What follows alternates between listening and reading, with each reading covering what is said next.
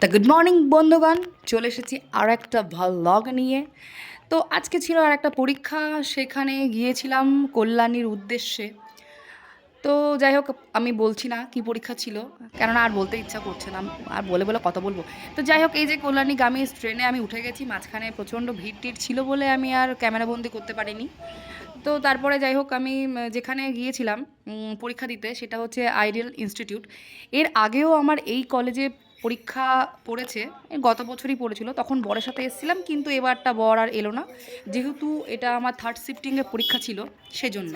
বেরোতে বেরোতে 6:15 বেজে গিয়েছিল, 4টে থেকে পরীক্ষা ছিল। আর আমার আড়াইটার সময় ছিল হচ্ছে কল। তো তা যাই হোক, অনেক দেরি হয়ে গেছে পরীক্ষা দিয়ে বেরোতে বেরোতে।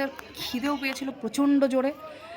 আর কলেজের ভেতরে এত সুন্দর লাগছিল, রাত্রেবেলা এত সুন্দর চারিদিকে লাইট ছিল, আমি না পেরে থাকতে পারলাম না ভিডিও করে। তো যাই হোক, তারপরে কল্যাণী স্টেশনে এসে একটা প্যাটিস খেয়ে নিলাম, প্রচণ্ড খিদে পেয়েছিল, কিছু পাইনি।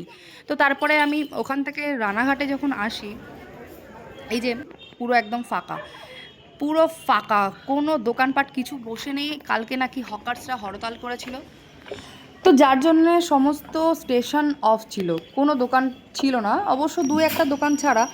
তো এত খিদে পেয়েছিল না, একটা মুড়ির দোকান পেয়েছিলাম একটা ঠাকুমার, সেখান থেকে মুড়ি আর একটু চা নিয়েছিলাম।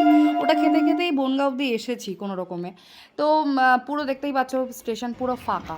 এইবারে আমি বনগাঁ ঢোকার আগে আমি গেটের কাছে এসে দাঁড়িয়েছিলাম, তো আমার বর হট করে ফোন করে বলছে কি, পড়ে যাবে তো। আমি তো অবাক, কী হলো পড়ে যাবে তো মানে, তুমি কোথায় থেকে দেখছো, ট্রেনের মধ্যেই আছো নাকি?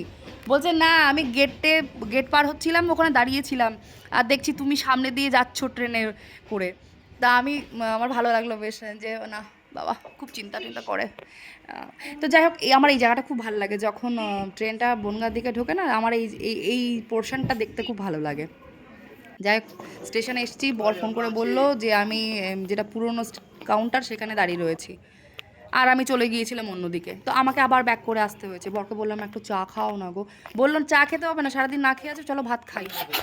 তো যাই হোক, আবার দেখা হবে, রাখলাম।